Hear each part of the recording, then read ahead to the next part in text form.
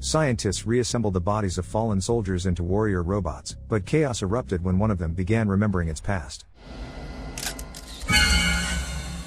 Vietnam, 1969. American soldiers are fleeing in terror. One of them, desperate for answers, asks a fellow soldier what's happening. The response chills him. Their commander has lost his mind. He slaughtered nearly the entire platoon. Determined to uncover the truth, the soldier cautiously makes his way to the sergeant's hideout. Inside, he finds 2 captured Vietnamese prisoners, and their commander, calmly threading severed human ears onto a string. Realizing the man has completely lost touch with reality, the soldier tries to reason with him, but it's useless. The sergeant, convinced that betrayal lurks everywhere, executes one of the prisoners and orders the soldier to kill the Vietnamese woman. But he refuses. In a tense standoff, he disarms the sergeant, grabs the woman, and tells her to run. She hesitates. The sergeant seizes the moment, pulling a grenade and hurling it at her. A brutal fight breaks out between the 2 men.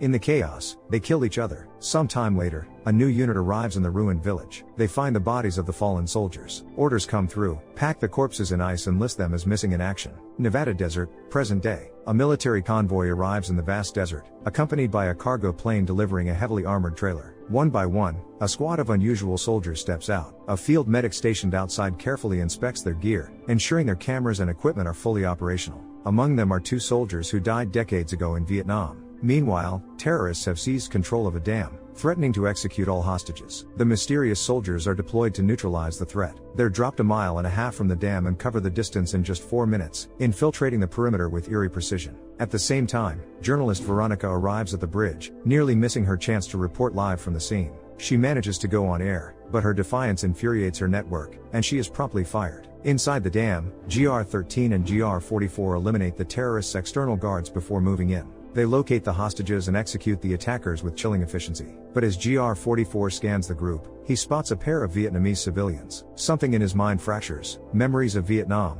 the massacre, the sergeant. He freezes, unresponsive to commands. Once the mission is complete, the colonel steps forward to address the press. He announces that the hostages have been rescued. But when asked about the soldiers responsible, he simply states that their identities cannot be disclosed. Veronica, now officially off duty but more determined than ever, decides to investigate. She and her cameraman, Q, follow the military convoy to their base, parking at a safe distance to observe. Inside the trailer, the soldiers are placed in a temperature-controlled chamber. Doctors interrogate GR-44, trying to determine the cause of his breakdown. The colonel, unconcerned, orders the administration of a memory-wiping serum to all soldiers. The procedure begins. Outside, Veronica creeps closer. She spots a casket. Inside lies the body of a soldier. But as she lifts her camera to take a picture, the corpse's eyes snap open. She gasps in horror. Panicking, she ducks out of sight, but her presence is noticed. The colonel immediately orders her capture. Realizing she's been spotted, Veronica bolts for the car, screaming for Q to start the engine. They speed off, but Q loses control, flipping the vehicle. Soldiers quickly drag them from the wreckage, forcing them to their knees. GR-13 is ordered to confiscate Veronica's film. She plays dumb, pretending she took no pictures. Without waiting for permission, GR-13 pulls a gun on her. Q jumps in front of her, taking a bullet to the forehead. The sight jolts something deep inside GR-44. His fractured memories surge back. He attacks GR-13, then grabs Veronica and flees. The command center issues immediate orders for him to return, but she rips off his radio and camera, cutting off all communication. After the incident, the doctors are in a panic. A soldier killed an innocent person without orders. They know there's no way to cover it up, and now they have no choice but to tell the world the truth. But Colonel Perry disagrees. If anyone finds out, they're all going to prison. Meanwhile, the fugitives race away. The journalist presses him for answers. Why did he help her? He simply says he's done his time and just wants to go home. Hours later, their car suddenly sputters to a stop. The gas tank is empty. Without hesitation, the soldier steps out, and to Veronica's astonishment, he starts pushing the car forward at an unbelievable speed, over 30 miles per hour. Ash Fork, Arizona. Day 2. The girl and GR-44 arrive at a gas station,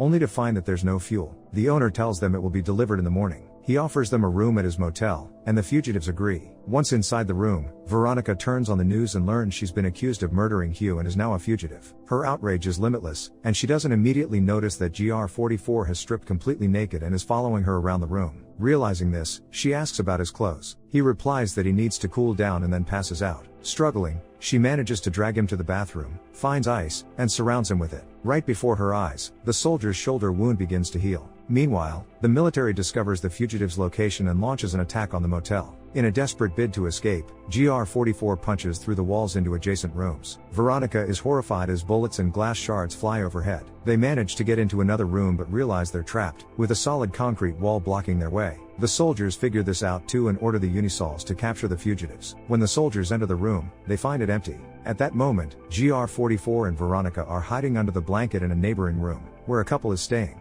After taking the man's keys, they sneak out of the motel and drive away. Just as they're about to escape, they're spotted, and gunfire erupts, but they manage to get away. The colonel inspects the motel and finds the ice bath. The doctor confirms that GR-44 tried to cool down. As they drive away from the motel, Veronica demands answers. She's never seen anyone like him. His wounds heal from the touch of ice, and his strength allows him to push a car effortlessly. But he can't explain it. She asks if he has any family, and the soldier pulls over, trying to recall something from his past, but he can't remember. When they reach another gas station, GR-44 leads Veronica to a room and undresses. He tells her there's a tracking device on him and asks her to find it. Hesitant, she scans his body and locates something hard on his ankle. Without thinking, the soldier cuts into his leg, and she pulls the chip out, disgusted. However, the signal has already been transmitted, and Unisols begin to arrive at their location based on the coordinates. They immediately launch an assault, but the fugitives were ready and had planted explosives. All the Unisols inside the building are incinerated. Doctors rush to them with fire extinguishers. Meanwhile, GR-44 and Veronica emerge from the car trunk, where they've been hiding. They dash into a trailer, steal various documents, and return to their car. The doctors and colonel survey the scene and realize nearly all the Unisols have been wiped out. At that moment, they spot the fugitives' car passing by. Just as Veronica and GR-44 begin to relax, they realize they're not alone.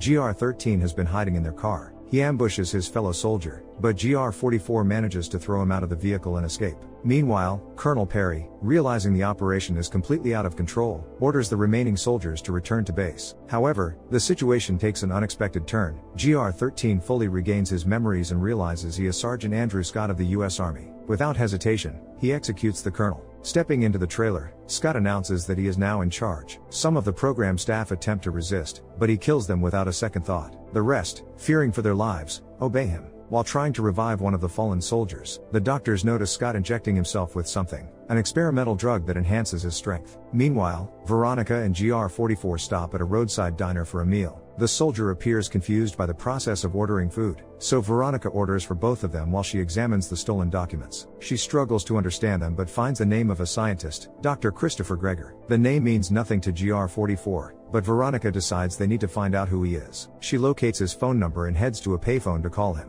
While she's gone, a waitress serves GR-44's meal. Observing how others eat, he hesitantly mimics them and begins to enjoy the food. Back at the base, the doctors inform Scott that his sensors indicate overheating. As he steps into a cooling chamber, one of the scientists quietly attempts to inject him with a memory-wiping serum. However, Scott senses the deception and kills him instantly. At the diner, GR-44 finishes his meal, and the waitress brings him another plate. She then asks how he plans to pay. Looking confused, he simply replies that he doesn't know. Immediately, she calls Hank, a large, imposing man who runs the place. Hank decides to handle the situation with his fists, but instead, he ends up on the floor. The other patrons don't take kindly to the soldier's attitude and step in to teach him a lesson. GR-44, however, easily defeats them all, demolishing the diner in the process. Just as Veronica finishes her phone call, she turns to see the aftermath. GR-44 standing in the middle of the wrecked diner, with unconscious patrons scattered around him. Tyler, Utah. Day 3. A military trailer pulls up to a local nightclub. Sergeant Scott steps out and approaches a group of locals, asking if they've seen a fugitive deserter. They don't take him seriously. That doesn't sit well with Scott, and he quickly resorts to force. Meanwhile, the last surviving medic hands GR-74 a grenade, relaying a direct order from the commander. Detonated in 30 seconds. The countdown hits 0. A massive explosion rips through the trailer, taking out the Unisols, but Scott refuses to accept the losses. He drags the bodies of fallen soldiers out of the wreckage and marches into the nearest supermarket, demanding access to the freezer section.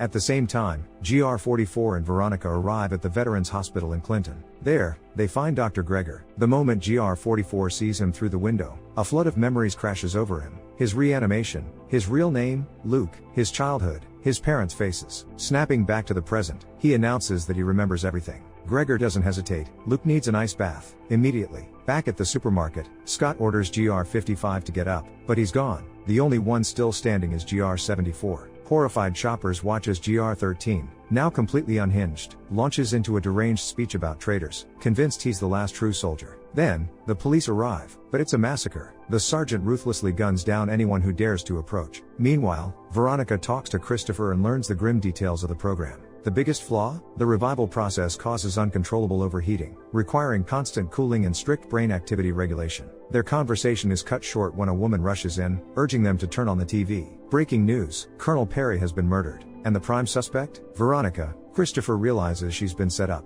Then, the broadcast shifts, showing Scott's rampage at the supermarket. Christopher explains that Scott is trapped in his own traumatic past, believing he's still in Vietnam, fighting insurgents. After talking with the scientist, Luke tells Veronica to leave. Scott is after him, not her, and she's already found her big story. There's no reason for her to risk her life. Hurt by his words, she grabs her things and heads for the bus. But as the bus pulls away, Luke spots her through the window. She never left. Their relief lasts only a second before flashing lights appear. The police have found them. The fugitives are arrested and loaded onto a prison transport bus. As they sit in silence, they suddenly notice something in the distance, a military trailer speeding toward them. It's Scott. The attack is brutal. The police attempt to fight back, but the Unisol tears through them with ease. The bus, now out of control, hurtles down the road at breakneck speed. Luke fights his way to the driver's seat, desperate to regain control. Through the shattered windows, GR13 hurls grenades into the bus. Realizing they're as good as dead, Veronica manages to throw them out just in time. Meanwhile, Luke reaches the front, and Veronica rushes to join him.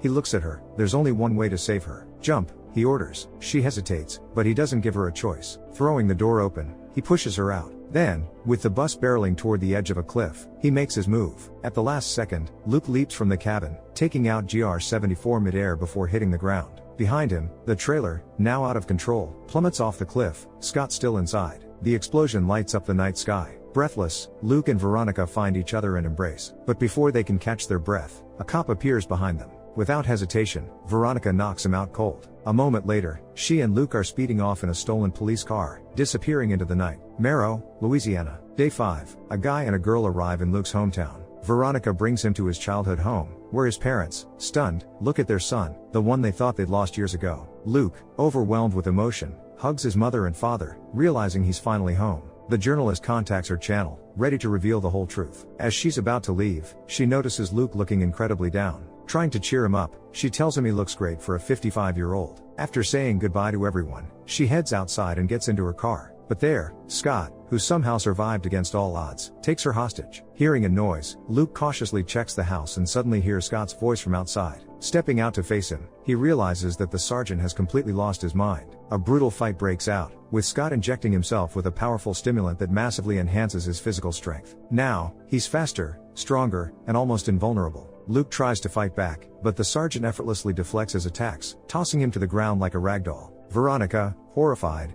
desperately tries to cut the ropes binding her hands. As soon as she manages to free herself, she attempts to run, but hesitates for a split second. That moment gives Scott enough time to throw a grenade at her. In that instant, memories of Vietnam flash in Luke's mind, and with rage, he charges at his enemy. He realizes that to win, he has to do the same as Scott, use the stimulant. Seizing the opportunity, Luke grabs the syringe from Scott's vest and injects himself with the same dose. Feeling the surge of power, Luke takes control of the battle. The fight turns into a brutal bloodbath, but now the strength is evenly matched. In a furious struggle, Luke delivers fatal blows to Scott before finishing him off with a powerful push, sending him onto the metal spikes of a grinder. However, even impaled, Scott remains alive. Seeing this, Luke activates the grinder, putting an end to his madness once and for all. Bloodied and exhausted, Luke runs to his parents, who miraculously are unharmed. Then he rushes to Veronica, certain that she's dead. To his surprise, the girl regains consciousness. They embrace, finally realizing that it's all over. What do you think? If this kind of technology existed in real life, would it do more harm than good, or vice versa? Share your thoughts in the comments down below, give a thumbs up, and subscribe to the channel. See you in the next videos.